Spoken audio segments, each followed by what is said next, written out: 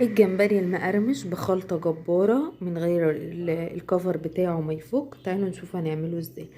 اول حاجة انا حطيت معلقتين دقيق وعليهم معلقة واحدة بس نشا. وبعد كده هحط معلقة فيجيتار. متاح عندك حطي، مش متاح خلاص تقدري تستغني عنه.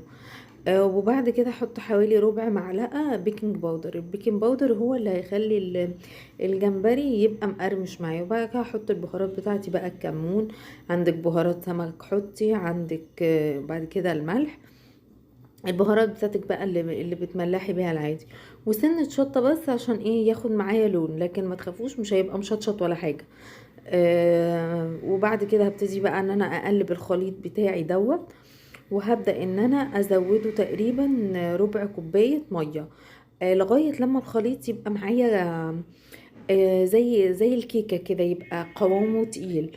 وهبتدي ان انا اقلب بقى فيه كويس. طبعا انا كل ده منضفه الجمبري بتاعي وشايله الكيس الرملي ونقعاه في ميه وزي الفل. وبعد كده بقى ايه، الجمبري بيحب الليمون، هعصر بقى ايه، هعصر ليمون. وهبتدي ان انا احط الجمبري بتاعي. وبعد كده عايزه بقى تسيبيه في الخليط دوت يوم يومين علشان التتبيله تتشرب، ماشي. مستعجله ممكن على الاقل بس نص ساعه ويبقى جاهز معاكي.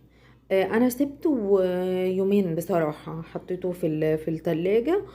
وكنت عامله التتبيله دي وعملته بعد يومين. بعد كده بقى هجيب دقيق عادي، دقيق ساده، وهبتدي ان انا احط كده فيه الجمبرية، وابتدي ان انا افرط كويس كده.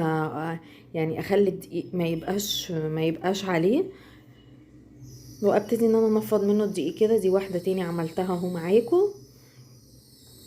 وننفض كده بس منه الدقيق جامد علشان ايه يبقى مقرمش والتتبيلة تخش فيه كده. كان طعمه مش قادرة اقول لكم، كان شارب من التتبيلة حلو قوي.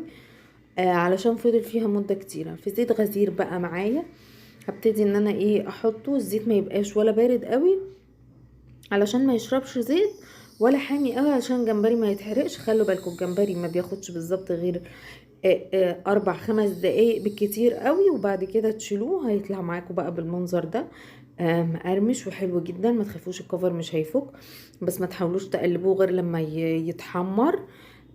مش قادره اقول لكم بجد طلع طعمه خطير. هستناكم تجربوه وتكتبوا لي كومنتات وتفعلوا زر الجرس وتعملوا سبسكرايب ولايك، وباي باي وبالهنا والشفا.